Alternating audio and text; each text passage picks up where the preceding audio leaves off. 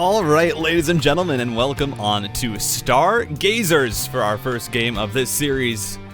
The top left-hand corner. You all know him, you all love him. He is the young European Protoss. In the red from Storm Gaming, it's MAXPAX.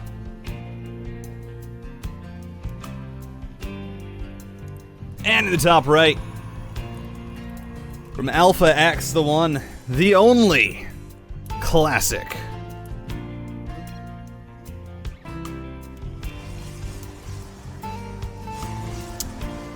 And welcome. This is the WardiTV Team Liquid Map Contest Tournament. We are into the semifinals.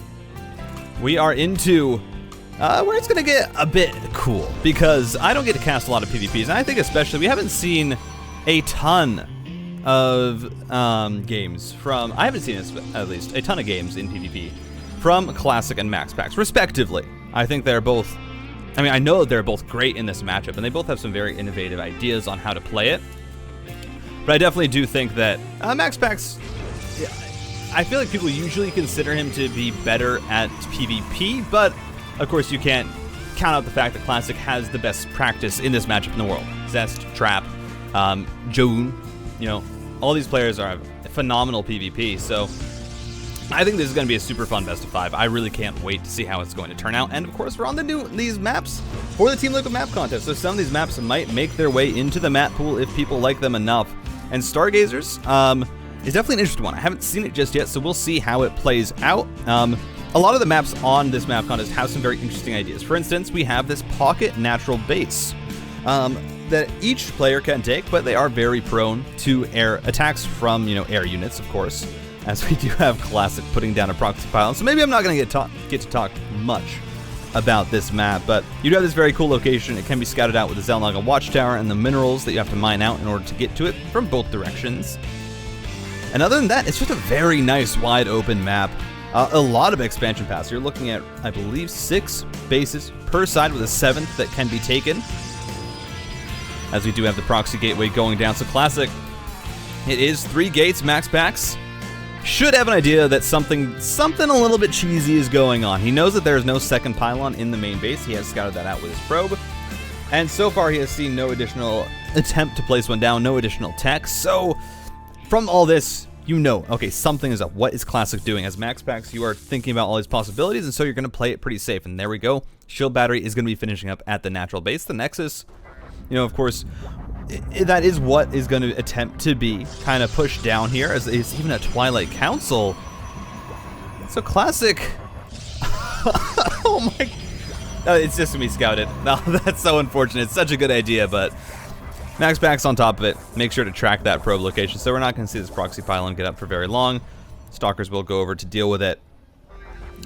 But just in the middle of the map, we are having this Twilight Council proxy. It can be for Blink Stalkers, and that's what I imagine is going to be the choice. MAXPAX scouting out the gold base at the bottom of the map. This is the 7th base that can be taken by either player. That will be highly contested in the late game, but it just doesn't look like that's where we're going to go right now. 4 Stalkers are already out, but there is a Void Ray with a Shield Battery, and there's nothing better at dealing with Stalkers than a Void Ray with a Shield Battery. He's going to try and take them down. Shields aren't even hurt that much, and well, so far, this aggression from Classic not really working out, and MAXPAX just pumping out Void Rays. Is not really worried about getting ground units out, because again, this is not super committed pressure just yet. Sure, it's going to be 3 gates soon, but you already sniped one of the Stalkers, and now you have 6 here, but you just Shield Battery overcharge, and now you have 2 Void Rays out, another Stalker goes down, and this is already turning out very, very poorly for Classic. The fact that MAXPAX went for the fast expand and had this probe across the map to get full information means that he could be fully prepared, and of course the early game power of the Void Ray is not to be underestimated. And so even though, you get full vision here, you're not fighting up a ramp as Classic.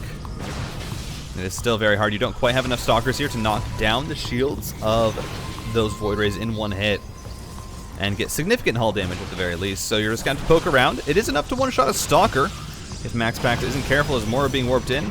Blink has started, but it's now 3 Void Rays out, and 3 Void Rays. Classic is still rallying Stalkers in. He's going to try and snipe the Cybernetics Core, which is, of course, a good target here, and he's getting quite close. He's actually going to greet in for it, looking to get a kill onto the Void Ray. Gets 1, but loses a Stalker for it. Doesn't lose the second. But already this trade just not going well. 4 Stalkers lost for a Void Ray. You don't have a natural base. MAXPAX is even just placing a pylon in the main base of Classic. Because guess what? Classic is going to have to warp in to deal with this, and Classic doesn't want to do that. So these 2 Adepts are just going to get so much damage done. There's nothing at home. And MAXPAX being an absolute nuisance. Cybernex Core is close to going down. MAXPAX has to be careful. One more volley. There we go. No more Stalkers available for the European Protoss. But now probes are going to start to go down and home. 2 Stalkers are warped in to deal with it. And of course, those will eventually be able to clean up the Adepts. But the unfortunate part is you should maybe not lose 1 more unless MAXPAX. Let's bring the Adept over. 7th probe goes down. But 33 workers to 15. The lead that MAXPAX has right now cannot be understated. Again, he got up the early natural. It hasn't been punished. This Adept is going to try and make its way in so that the blink up can happen. And here we go. Classic going for it. But there's already a shield battery in the main. So he snipes 1 Void Ray, but there's still 3 left. Their overcharge is available. And now Classic is just, stuck in this main base. More shield batteries going down. 2 probes did fall somewhere.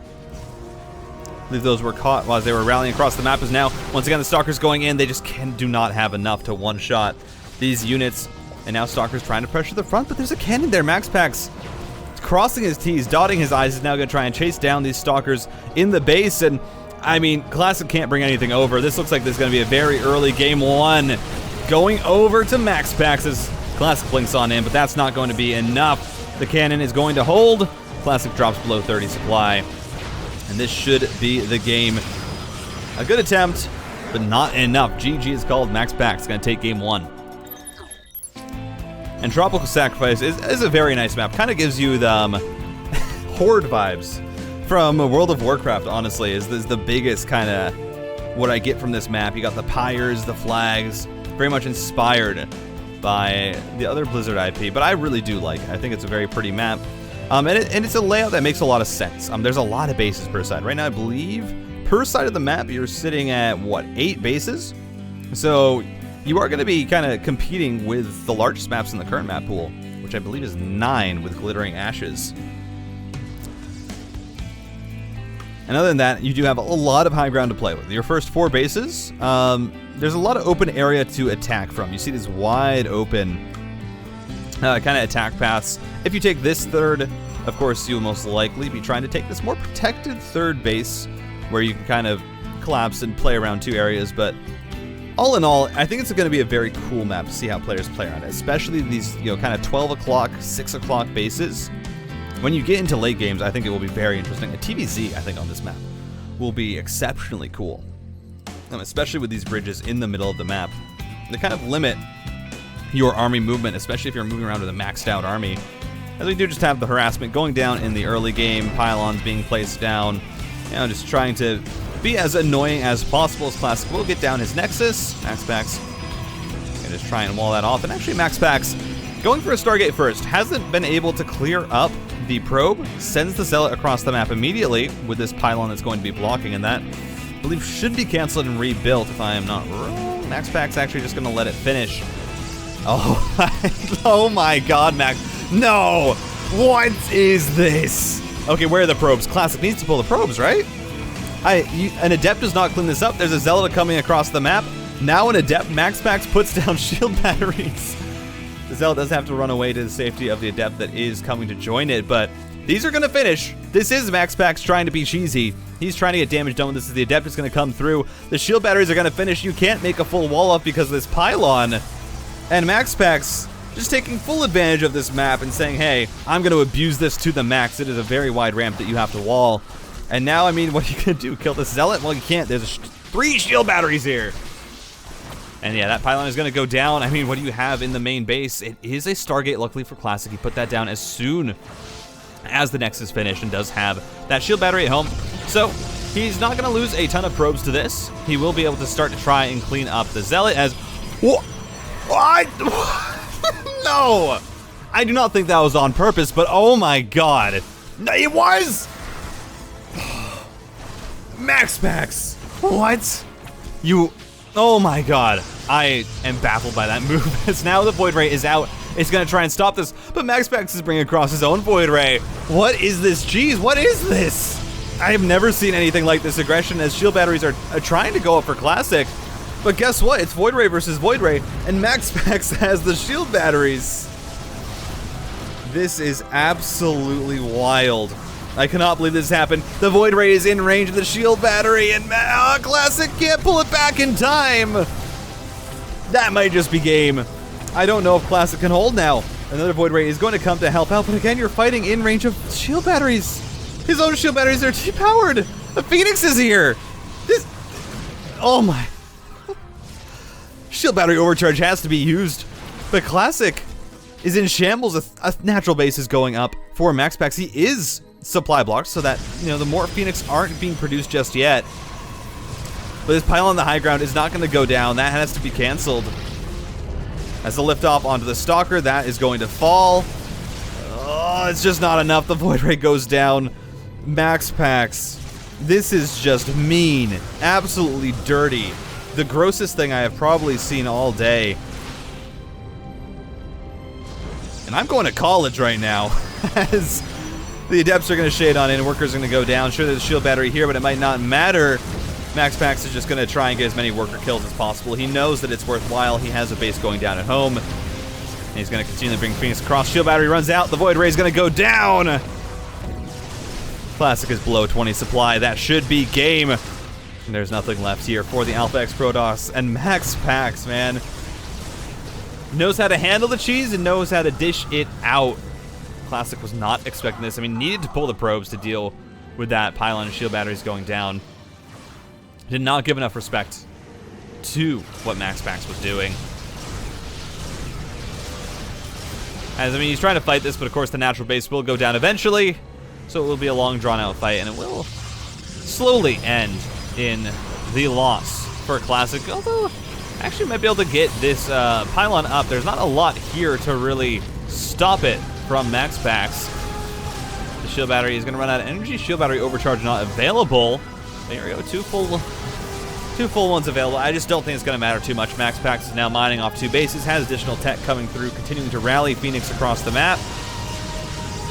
And with no shield battery overcharge available, I just do not think that this is possible. Continued chip damage from MAXPAX's units. One shield battery goes down, the overcharge is used, and MAXPAX just backs away.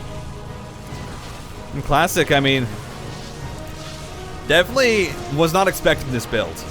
Was caught off guard, was not ready. GG. MAXPAX looking to maybe make this the fastest series that we could possibly have.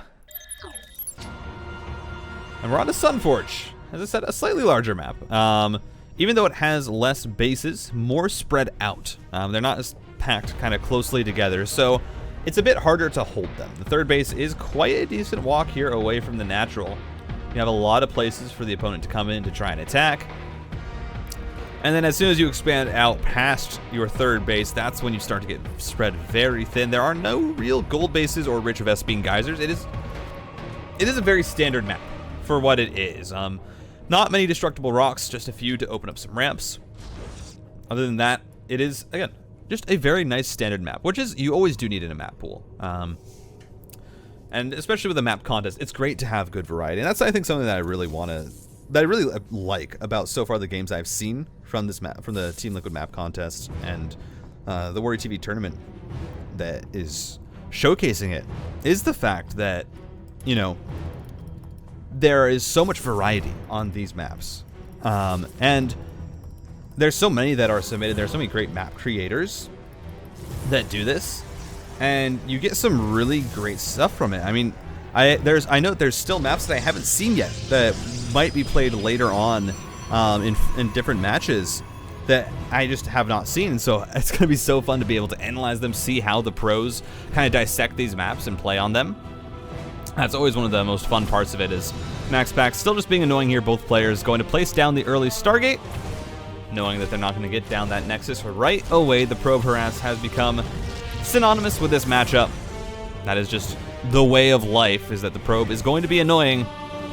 Probe will do probe things, as the Stalker is in production for MAXPAX, so his Nexus will be slightly later. It's not going to altogether, I believe, be a massive difference. If anything, about 30 seconds between the nexi of these players. There's a full wall-up has been made, so Classic will be able to kill off the probe.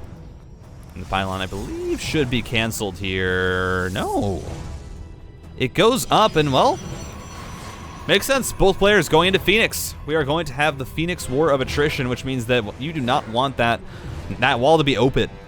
Phoenix versus Phoenix is always such a weird kind of battle, where it's all about numbers. It's all about how you take the engagements, and it does mean that, yeah, you fully wall off your natural.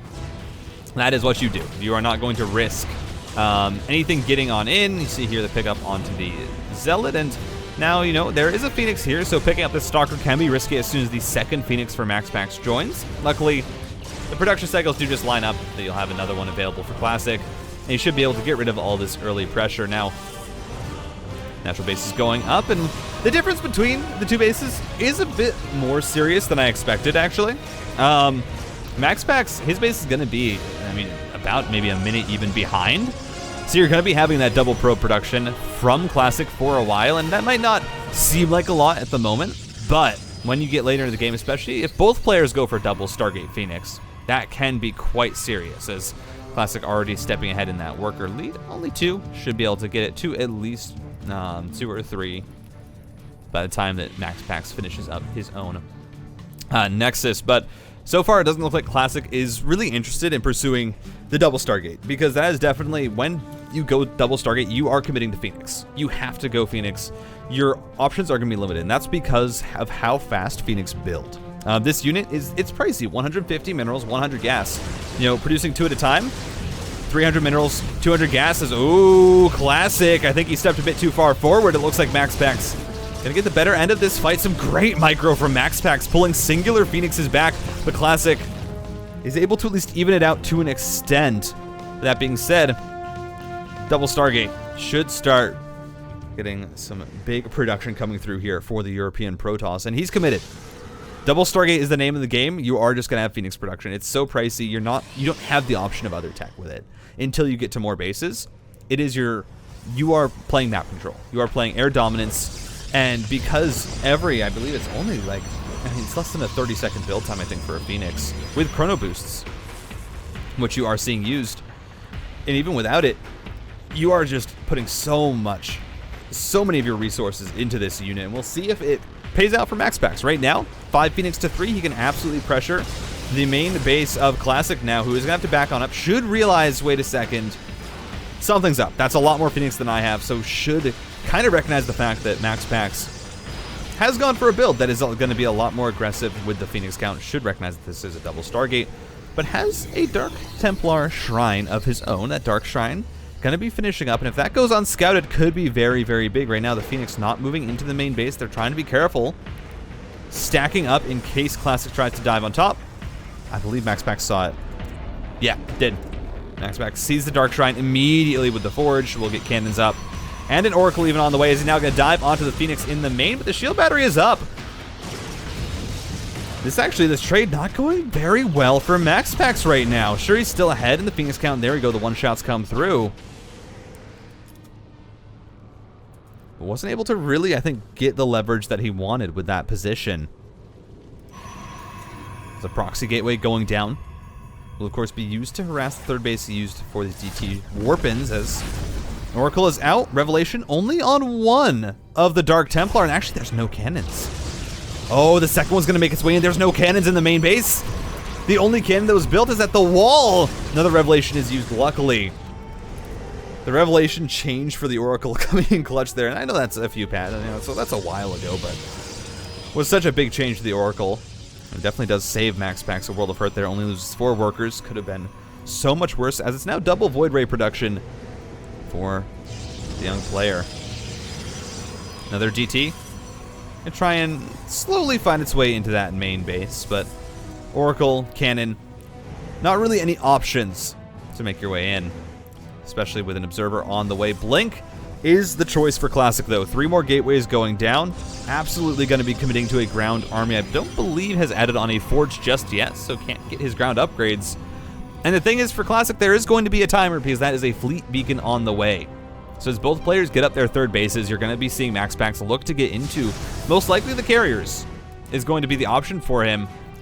And if you do not hit your critical mass of Stalkers and hit your timing, especially as Classic, this is a game that can get out of hand very, very quickly, and we'll see if he's able to do so. I mean, is massing up a very large Stalker count. And the thing is, when you have a lot of Phoenixes, they're good. They're not good against Stalkers. That's why the Void Ray production has begun. That's why you see Stasis Wards, Cannons. MAXPAX knows he just needs to be safe, because pretty soon he's going to have a very strong army.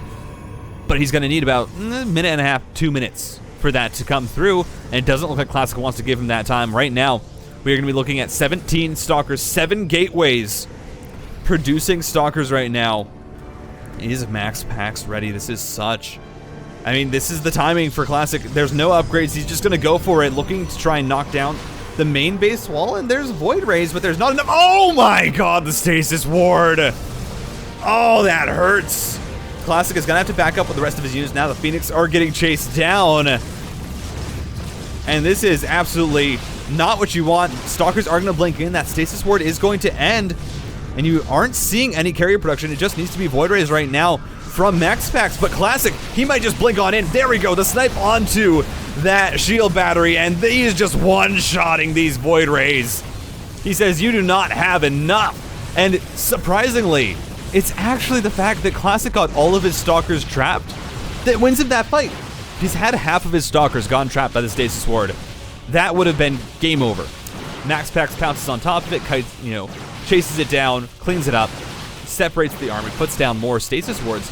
But because it was the whole thing, Classic didn't really lose any Stalkers, and now, I mean, MAXPAX is in shambles. 19 Stalkers, 3 Void Rays, and a Phoenix trying to hold on. Classic, he hasn't even expanded. He is just going for the damage, knocking down the shield battery. The Void Rays can't step up. They're just going to get one shot by this many Stalkers.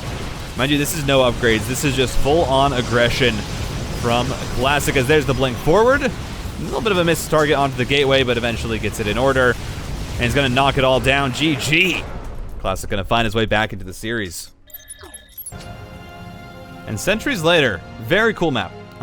This is the first map that I have seen that really takes use of... what are they? I think they are tiles from the campaign. I remember Wings of Liberty. It was Wings of Liberty, I think Legacy of the Void. Use this specific tile set a lot. And it's a really cool one. I love the aesthetic of it. I absolutely love it. You got the roads. I mean, it's just such a cool kind of look. And you did have, I believe, a few maps a while ago that used similar ones. But I just love how this one looks. I mean, it's so rustic. It's so, dilapidated. It really gives you, like, that feeling. And that's why I think, I mean, good maps, not only, I feel like, are they cool, but they also evoke they also look good. Not only do they function very well or have interesting kind of mechanics, but they also just look good. And I really love this. And this map does it both. Not only does it have a pretty standard layout, aside from the fact that you have 2 bases. They're kind of right next to each other here. If you take this forward third, you can take it forward fourth, but this is much harder to hold because it can be attacked from the low ground, but you have the Rich Vespine Geyser. But also with this third base, you have these minerals here that are actually closer than a standard mineral patch. And they're up this small slope and can be mined out to create a path from the main base. So there's a lot of cool things that you can do here. I do believe that these are regular size mineral patches as well. We'll have to see if a player gets us a vision, if we can click on it to see how many are in it. But it should be regular sized. But yeah, there's a lot of cool stuff that can go on this map. And, well, it looks like we've been reset. We had 2 cheesy games. Classic tried to be aggressive. Didn't really work. MAXPAX showed this extremely cool kind of innovation on a proxy, just a really off timing that caught Classic off guard. And then in the macro game, of course, Classic comes out, hits the Blink Stalker timing attack against the 2 Stargate committal from MAXPAX. And as I said, that's a build where that's what you're doing. You're going double Stargate. There's not really anything more that you can do. And Classic really did take advantage of that. Committed in very well. And you also had the almost unfortunate Stasis Ward that got all of the Stalkers, so there was nothing that MAXPAX could do to kill them. And they do have a Phoenix just going to track down this probe, which has been getting full scouting information. Both players know that it is Phoenix production from either side. Of course, you do have no wall off in this game. in the main base, just because, well, it's a ramp, so it's a lot easier to defend ground attacks when you're kind of playing around that vision. So you don't necessarily need to commit to the full wall. As we're just going to be seeing what looks like the start of a regular macro game. Another thing that's really interesting about this map, though, is I love the roads, just like how those kind of show the attack paths. It's so cool. Really, really awesome. We'll see. Stalker's coming across the map for MAXPAX is going to commit to a little bit of pressure here with his Phoenix. Should both players be sitting at 3, yep. But the Stalker committed by MAXPAX again. Does mean that he has 2 less workers, and that's just, that's how it is. He committed to that Stalker to try and do this pressure, and well, yeah, that didn't really work out. The Stalker does go down. Nothing gained for it, and you're simply going to be having now the double Stargate coming out from Classic. So, both players this game, double Stargating it up. There's going to be a lot of Phoenix.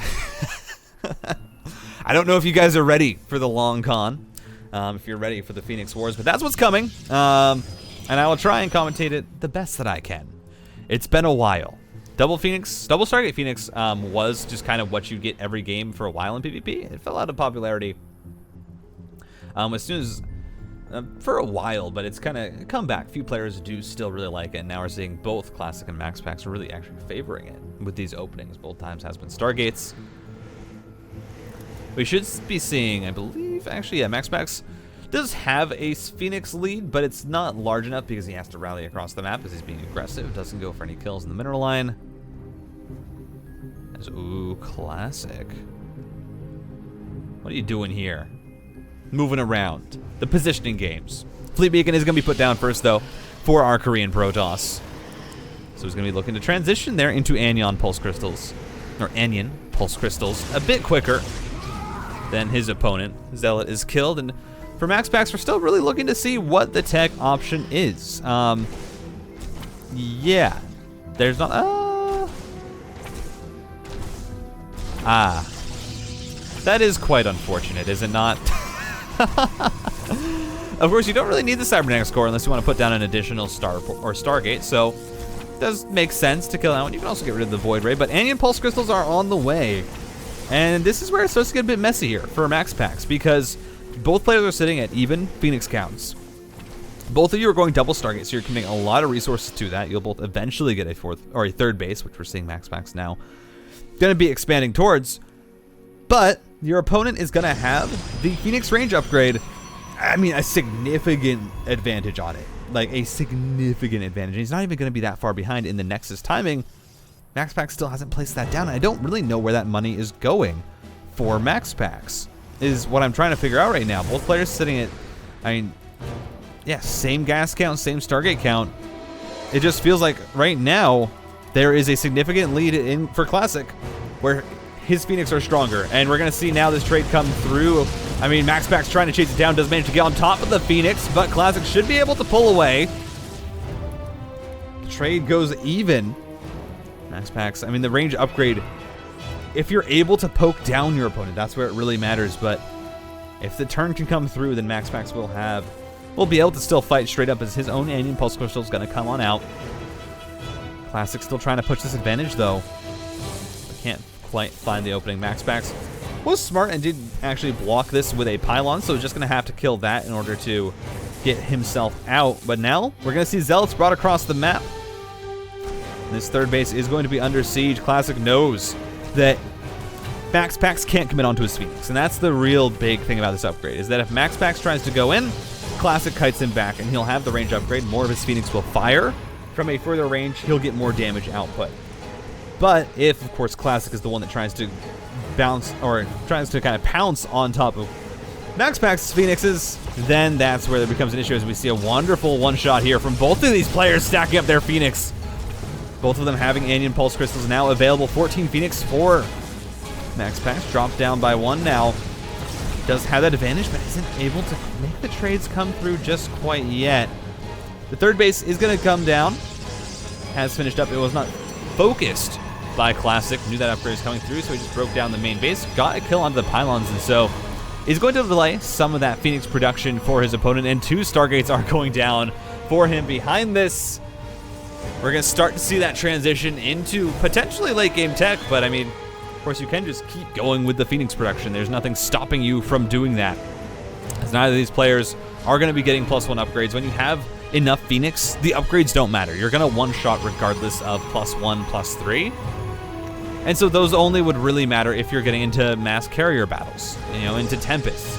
But when it's just Phoenix versus Phoenix, it is solely the amount that you have that matters, because you need to get the one-shots off. You need to be able to win when you have a mass of Phoenix that is greater than your opponent's.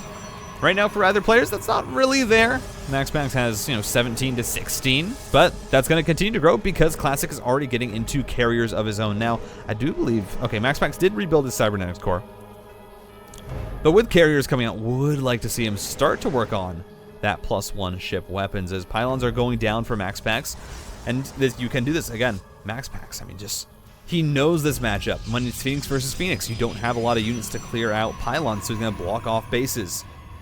Just try and be as annoying as possible to his opponent, and also give himself some vision.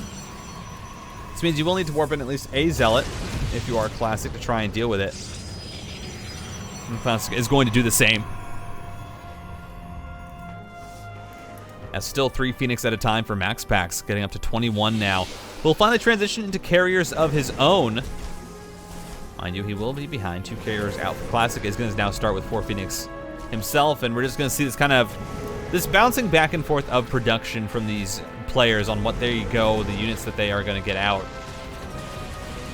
And we'll see, because it really that balance does matter. You need enough Phoenix to be able to win the Phoenix fight, because Phoenix can, if they just focus down carriers, beat them. You need that kind of front line. It's like having enough Zealots to protect your Colossus, having enough Stalkers to protect your Colossus, things like that. It's very much the same with these air armies, as the 4th base is going to go down for both players.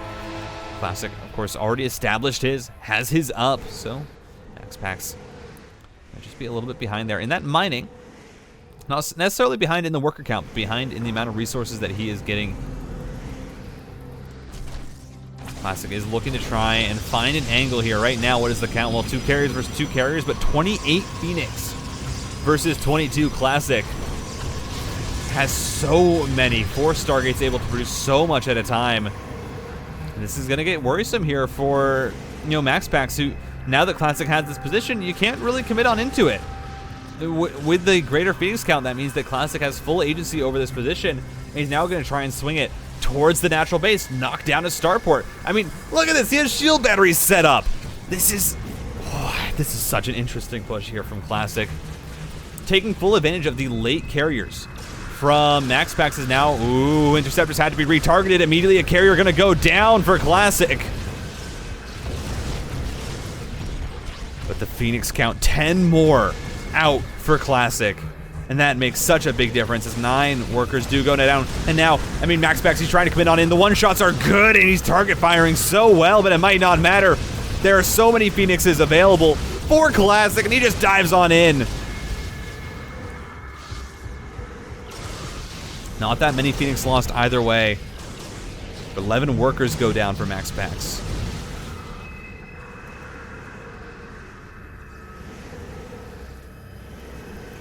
As the 5th Stargate has been completed before the 4th of his opponent. Oh, Classic. MAXPAX a little bit out, is not able to really dive on in for that trade. Still a 10 Phoenix advantage that he is sitting with. But look at the minimap. Classic right now, expanding to a 5th base, making sure that he has that late game option as he's trying to find his way into the natural here. But I think actually MAXPAX found a decent angle, but the Phoenix count, is it too much? I mean, Classic. Great target fire there, manages to get down that Phoenix count quite heavily. Kills 13 workers alongside it in total with this push. Just adding on more Phoenix, 5th base. We'll be finishing up shortly. Forge, also on the way, can be used for that shield upgrade, but we're not actually seeing any air weapon or armor upgrades come out from Classic, as now we have another Phoenix fight, but I don't think you take the Phoenix fight on its own if you are MAXPAX. And loses a lot more there. I mean, you're sitting at 31 Phoenixes for Classic. You don't really fight that with 18 and 3 carriers. And I think MAXPAX is realizing he needs to try and get some ground here, but if it comes to a straight-up fight, is not going to turn out well. Finally, ship weapons is started up here for Classic. MAXPAX has that advantage, but it doesn't really mean much. Again, all that matters right now is the Phoenix count. So having that air upgrade does not really give too much of an advantage over to MAXPAX. And I mean, he's just losing workers, 82 workers now to 56. He's down in army supply. Right now, just the macro from Classic is absolutely monstrous, as it's a 50 supply lead right now for Classic. 5th base up, trying to take a 6th alongside of it. And now carrier production has started. I believe right now we're sitting at 7 Stargates to 4. Classic has the ability to do whatever he wants. He has just taken the lead and completely ran away with it.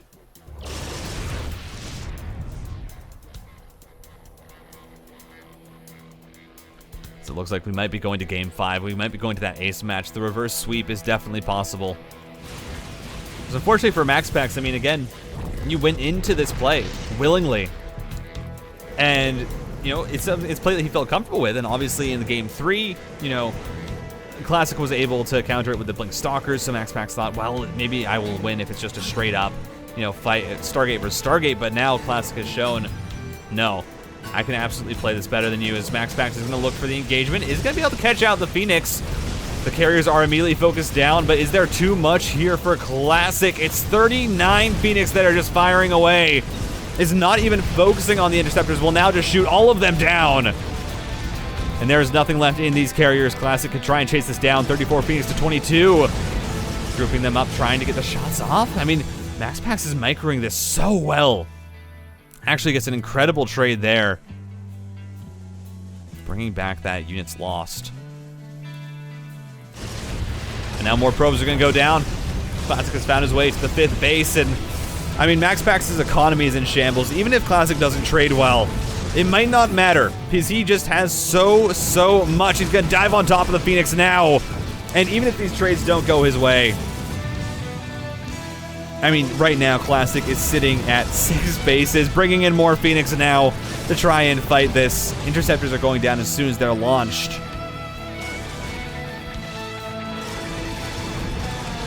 Shield battery overcharge is popped. MAXPAX trying to push this as best he can. He knows he has at least some lenience too, but I don't think it's going to be enough. His supply dips below 100. His Phoenix count dips below 10, and that's going to be Classic tying it up. And we got another pretty map. I'm so happy. I always love green accents on maps. It's one of my favorite colors. Is actually this kind of coral emeraldy green. So it always makes me just so happy when I see a map use it. And Data C, a very interesting map. The layout itself is so cool, I find. You don't see a lot of maps that are laid out in this kind of more vertical pattern.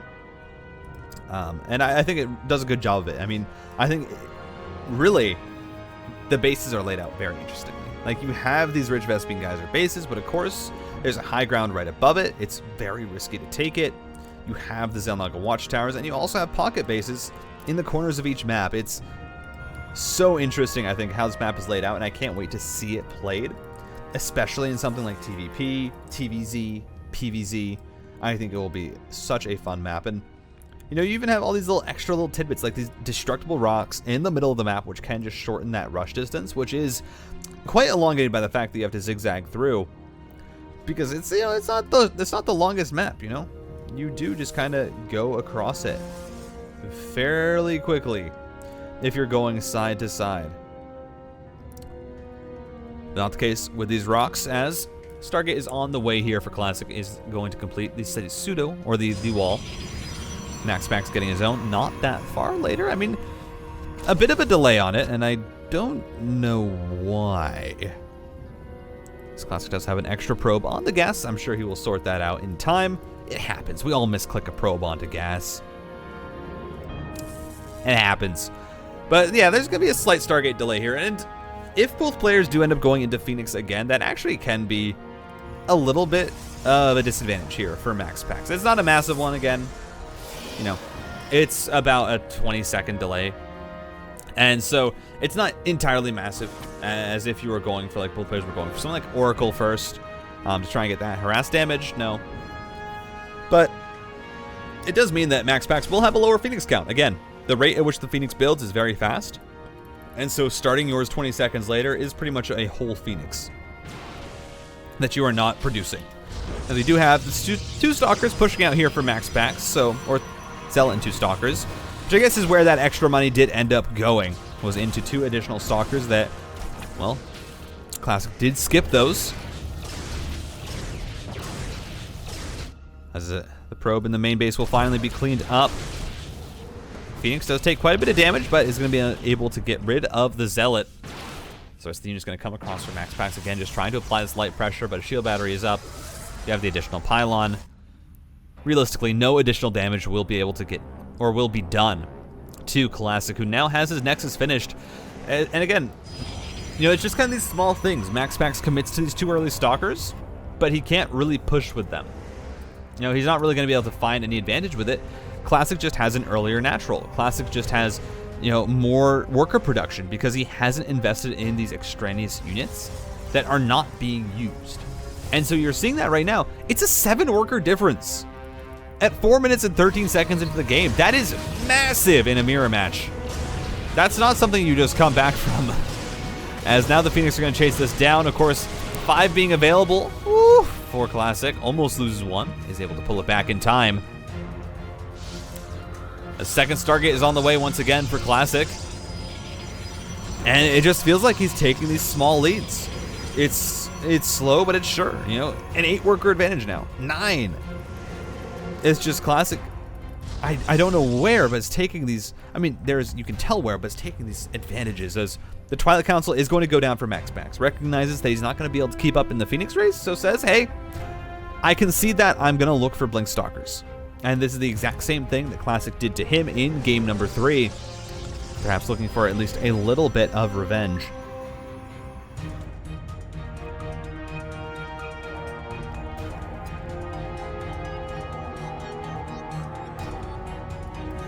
As the Dark Shrine is on the way, so it is the exact same build that Classic did. MAXPAX just repeating it. Ooh, gets a Phoenix actually. That's a pretty big pickoff.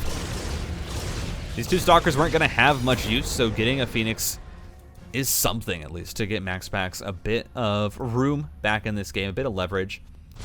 As the Proxy Pylon will go down, just barely out of scouting distance and will be seen.